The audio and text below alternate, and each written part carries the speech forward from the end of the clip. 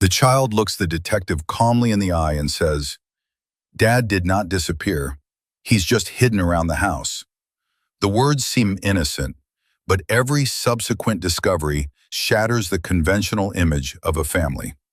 The boy, the mother, the father, their roles are inverted. What should have been a sanctuary becomes the stage for a meticulously planned crime. Every piece of the father found, every detail reveals a truth that grows increasingly macabre. The child's words terrify with their logic. The mother's behavior shocks with its cold rationality. You will see how an ordinary family transforms into a labyrinth of lies, hidden motives, and dangerous secrets. And the finale will change your perception of who is the villain and who is the victim.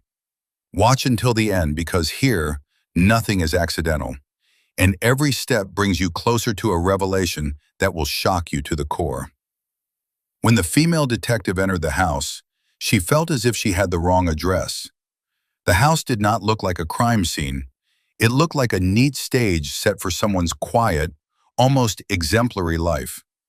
The lights were on in every room, the curtains were drawn back, and the air smelled of lemon and something sweet, as if a pie had just been baked.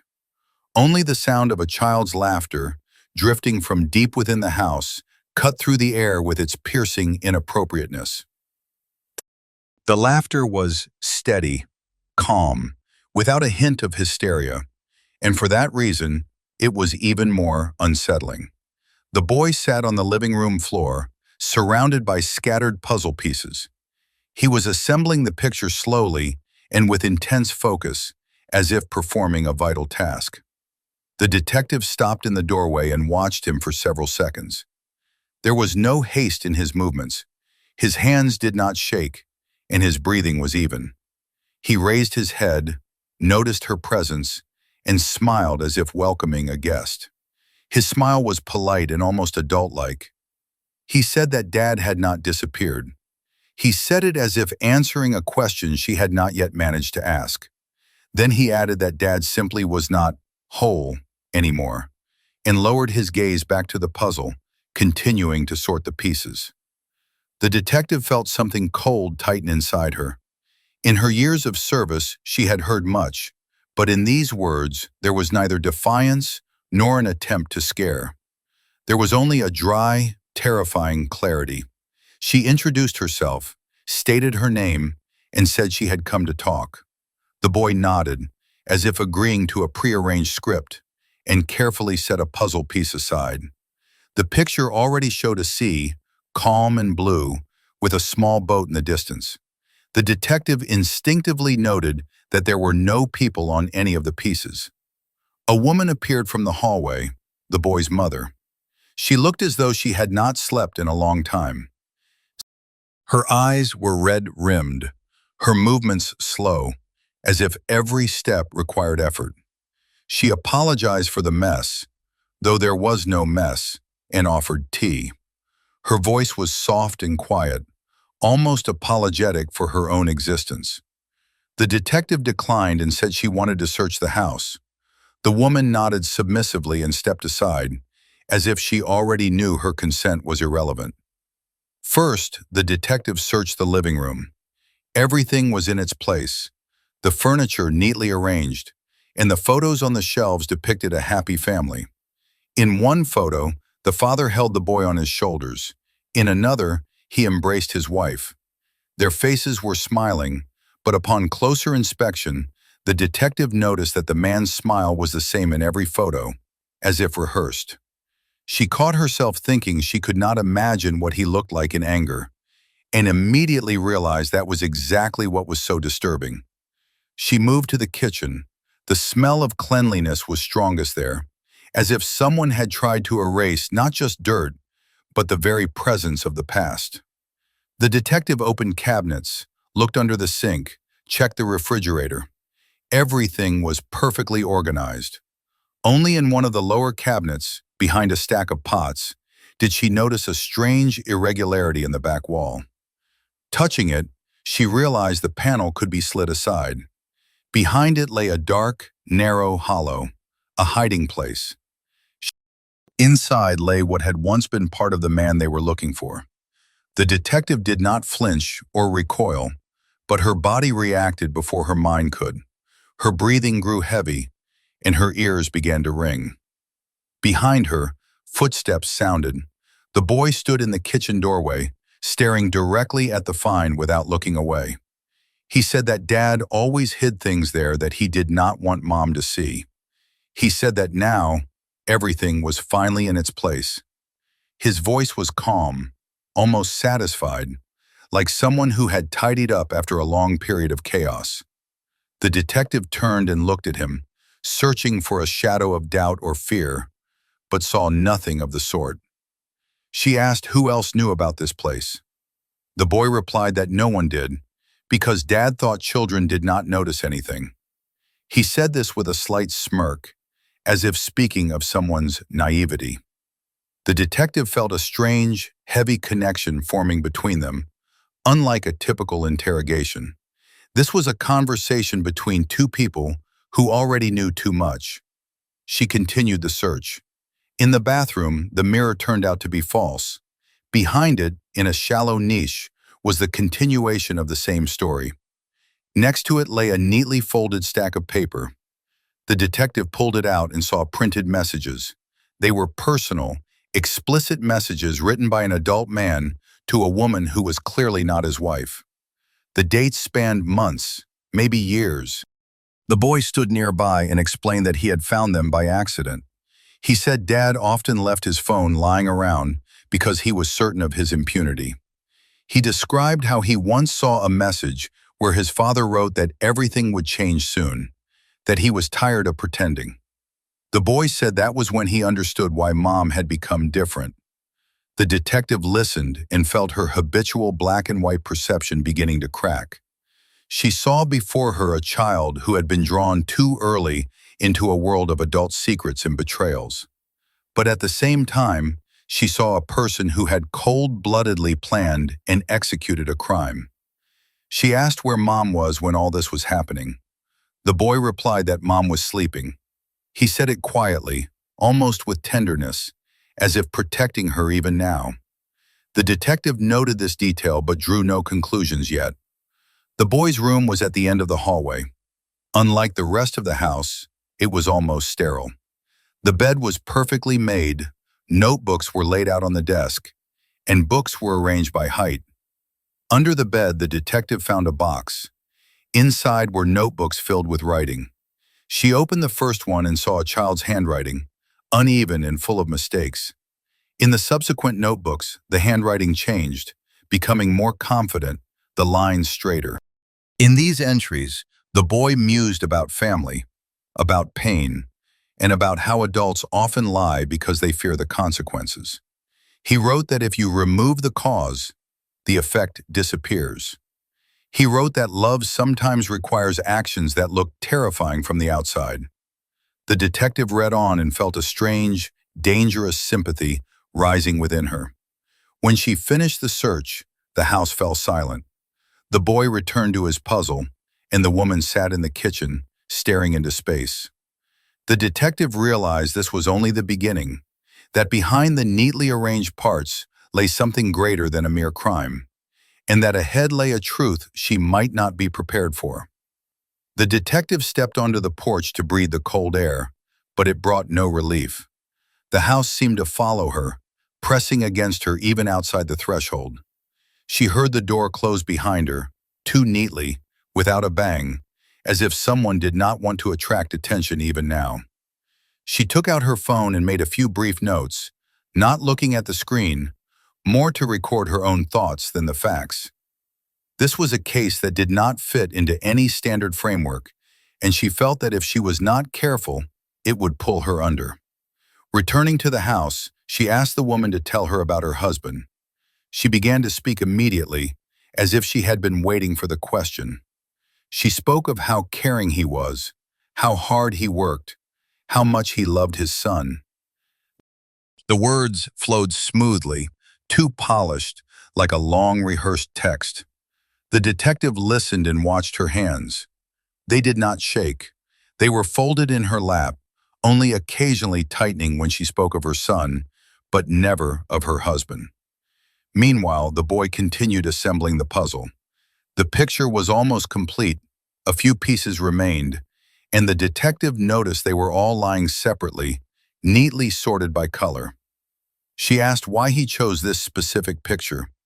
He replied that the sea always remains the sea, no matter how people see it, and that it does not lie. That answer made her shiver. She asked the woman to step into another room so she could speak with the boy alone. She complied without objection, but before leaving, she cast a quick glance at her son. There was something strange in it, a mixture of anxiety and approval, as if she were checking if he was behaving correctly. The detective sat down next to the boy, bringing their eyes to the same level. She asked how long he had known about the other woman. He replied that he had known for a long time, but did not immediately understand what it meant.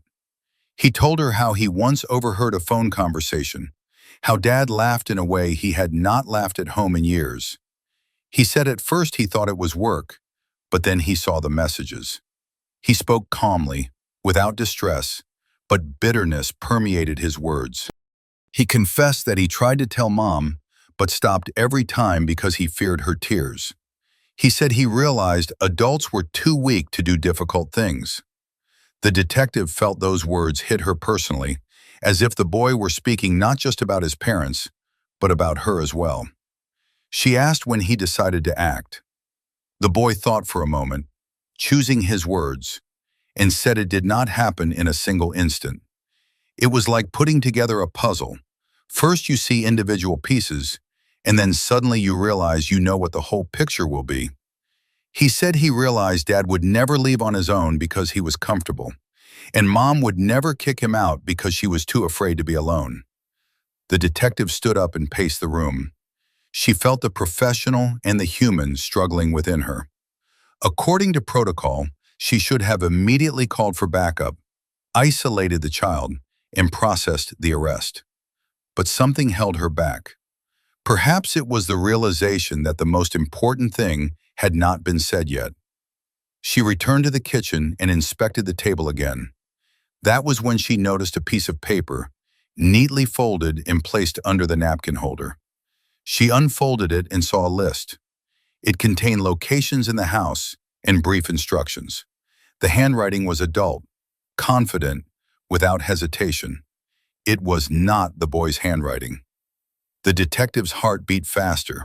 She matched the items on the list with what she had already found and realized everything aligned. Someone else knew where everything was hidden. Someone else had guided the process. She slowly looked up at the woman standing in the kitchen doorway. The woman looked at her calmly, almost with relief. There was no fear of exposure in that gaze. There was expectation. The detective realized a conversation was about to happen, one she had not prepared for, but one that would determine the outcome of the entire case. She asked directly if the woman knew what her son was doing. The woman did not deny it. She nodded slowly and said that at first, she did not believe he was capable of it.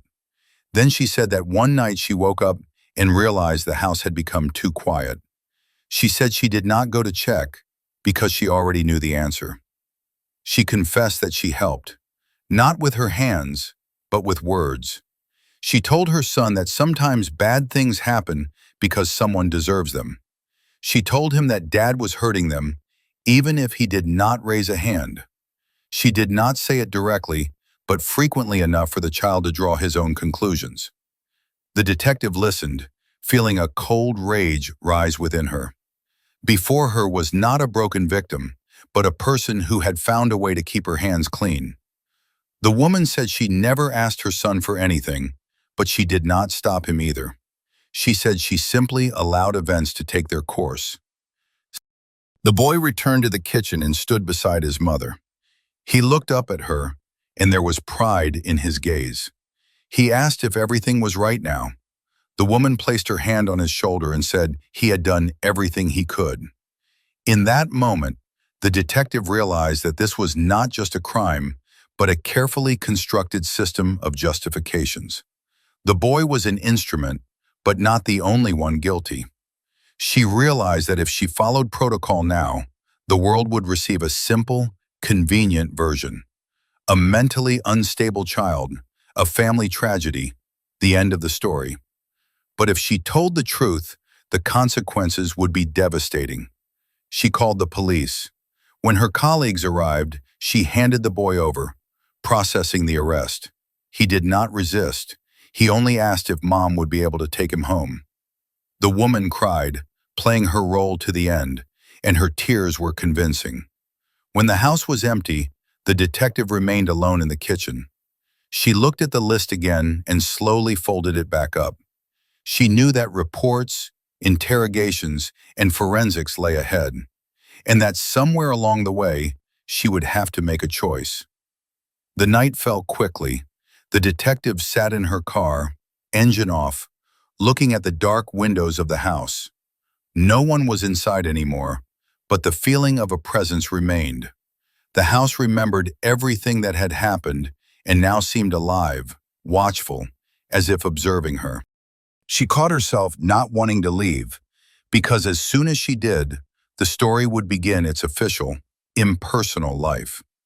At the station, questions and paperwork awaited. She knew how it would look to outsiders.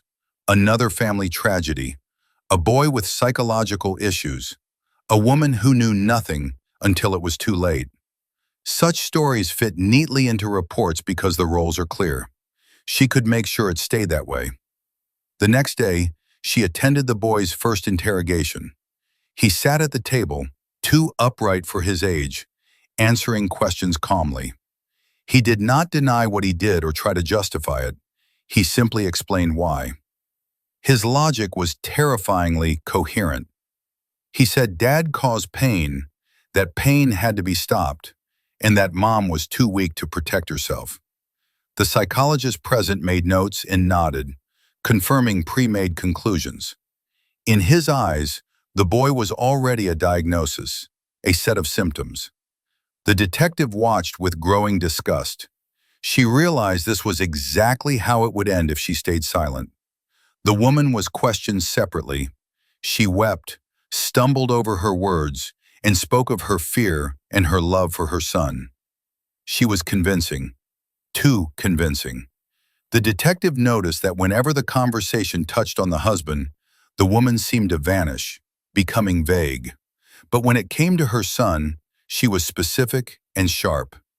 At one point, the detective asked a question not in the protocol. She asked what the woman would have done if her son had not acted. The woman froze for just a heartbeat. Enough. Then she said she did not know, that maybe everything would have just resolved itself. The answer was too convenient. A few days later, an article appeared in a local publication. It contained no names, but it told the story. A detailed, structured, terrifyingly logical story. A story about how an adult, step by step, pushes a child toward a crime while remaining in the shadows. The article caused a stir.